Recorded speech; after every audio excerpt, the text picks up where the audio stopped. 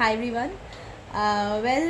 आज फिर से मैं एक स्पेसिफ़िक चीज़ के बारे में कुछ एडवाइस देना चाहूँगी।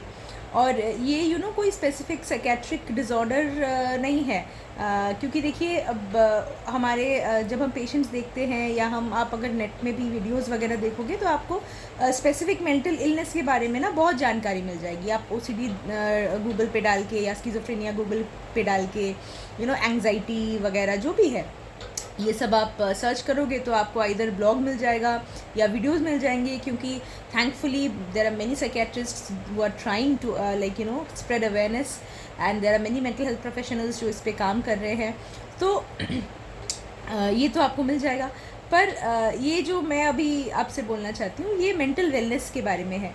देखिए अब डिज़ीज़ डायग्नोसिस और फिर दवाई देना ये सब तो अपना काम है, पर अपने मन को आप कैसे थोड़ा स्ट्रॉन्ग बनाएं, थोड़ा कोप करने लायक बनाएं, ये भी थोड़ा अपना फ़र्ज़ हो जाता है।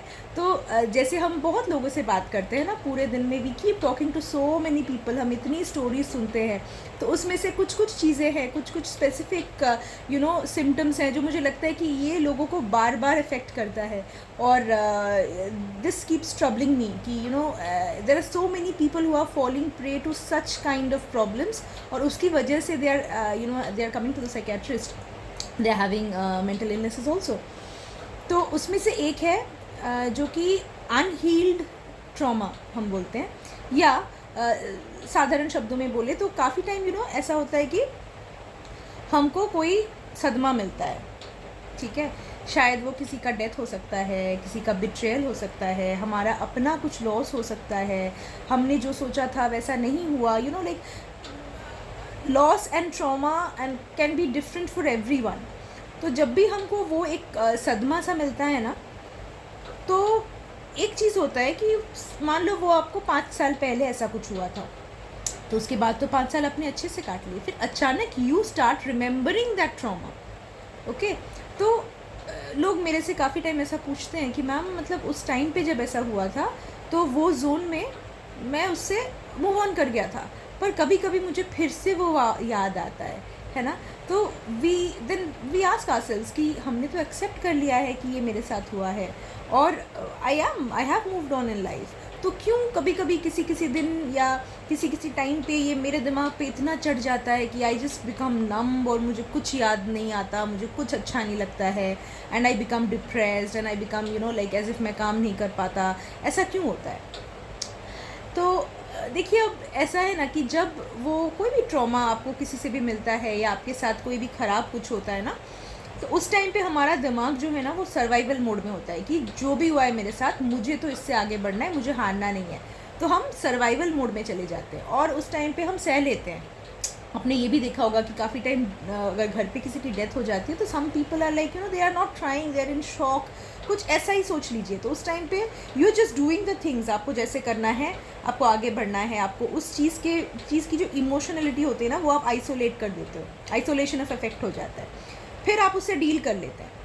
पर फिर जब नॉर्मलिटी आ जाती है, जब आप वापस आ जाते हो अपने जो भी सेल्फ पे, तो कभी कभी ऐसा लगता है कि ऐसा हुआ मेरे साथ, या मतलब you start feeling very pity about yourself and you start remembering every hurt and everything. आप ये याद करते रहते हो और वो और ज़्यादा इंटेंसिटी में तब फील होता है, बिकॉज तब आप सर्वाइवल मोड में नहीं हो।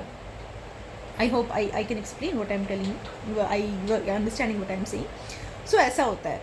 तो इसका मतलब ये है कि वो हर्ट जो था वो उस टाइम पे you had like gone over it somehow, पर actually it had hurt you, so it was depressed sort of. तो अभी वो वापस आपको ट्रबल करता है। तो ऐसे मामलों में जब भी ऐसा हो, हमारे सबकी ज़िंदगी में कुछ ऐसी चीज़ें तो हैं जो विच हैव हर्ट अस, जो हमने कभी सोचा नहीं होगा और हो गया है हमारे साथ, या ऐसा तो होता ही रहता है, because we are not like जो भी हमको चाहिए वो हमेशा हमको नहीं मिलता है, या जैसे हमको चाहिए अपना जीवन चले वो it doesn't go that way, because we have no control. So वो चीज़ जब भी आपको ऐसा हो आपके साथ, तो आपको उस चीज़ को एक्नॉलेज तो करना है। ये फील करना कोई अपराध नहीं है, या ऐसा नहीं है कि मैं वीक हूँ तो मुझे फिर से याद आया, क्यों याद आ रहा है, ऐसा नहीं है, ऐसा नहीं सोचना चाहिए। तो यू शुड थिंक कि ये जो मुझे अभी फील हो रहा है ना, ये पास्ट वाला फील हो रहा है, ये जो फीलिंग इंटेंसिटी मुझे अभी फील हो रही है, ये उस टाइम वाला जो है वो फील हो रहा है, पर ये रियलिटी नहीं है, ये कहीं मैंने फील किया था, उसको I am feeling again.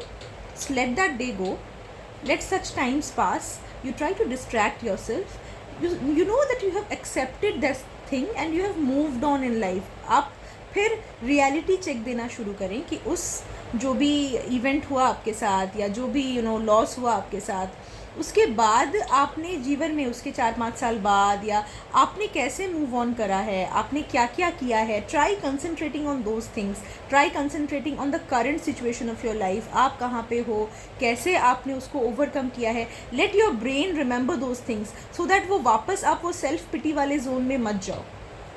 Because हम क्या करते हैं ना, फिर वो स्टक हो जाते हैं उस पर कि मेरे साथ ऐसा हुआ, इन लोगों ने मेरे साथ ऐसा किया, ये है, वो लॉस है, ये था. पर you should understand that this was past. जो आप अभी के हो ना, वो इससे आगे बढ़ चुका है. ठीक है, तो you have to trust yourself and trust your journey in that process.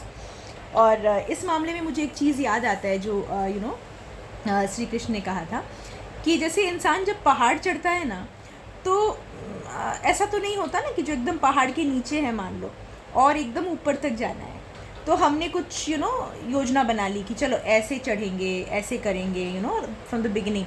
And then हम कुछ पहाड़ चढ़ते हैं थोड़ा सा दूर, उसके बाद लगता है कि बाप रे, इधर तो क्या रास्ता ही नहीं है, अब हमको रास्ता चेंज करना है, या लाइक इधर खाई है, ऐसे नहीं चल सकते. So we again change the strategies. तो ऐसे हर मोड पे we have to keep on modifying. जो हमारा पहला प्लान है वही प्लान जो हम पहाड़ के नीचे थे, और ऊपर तक वही प्लान चलेगा. जब हम पहाड़ के नीचे थे तब तो हमको बीच का पता ही नहीं था कैसा होगा रास्ता.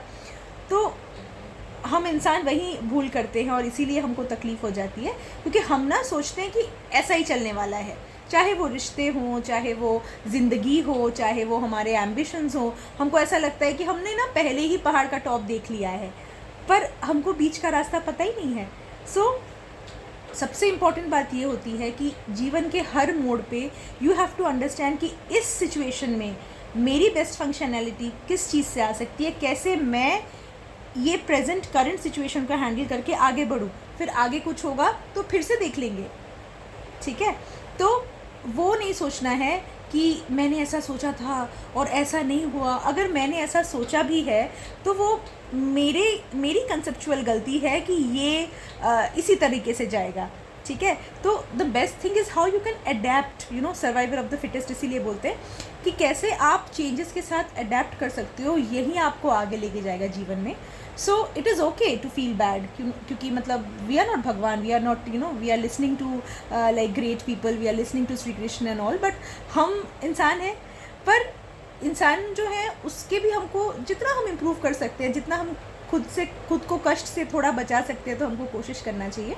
सो इसीलिए ये बोलना है कि अगर आपको एक तो है कि आपको कंसंट्रेट करना है कि प्रेजेंट सिचुएशन में कैसे मैं इम्प्रूव करूं, और दूसरा, अगर कुछ भी आपको कोई भी रिग्रेट है या लॉस है या कोई भी चीज़ जो आपको नाखुश करती हो और आपको याद आए तो आपको दुख हो, तो आपको उससे जल्दी निकलने की कोशिश करनी है, ये सोच के कि ये पास्ट था, जो भी हुआ मेरे साथ वो पुराना है, मुझे दर्द तो हुआ है, मैं एक्नॉलेज करता हूँ या करती हूँ, पर मेरा अभी जो सिचुएशन है मैं उस पर कंसंट्रेट करूँगा. I will not let that trauma pull me down again. ठीक है, और अगर आप नहीं कर सकते खुद से, अगर आप खुद को नहीं समझा सकते, so obviously you have therapist, you have mental health professionals, you have psychiatrist.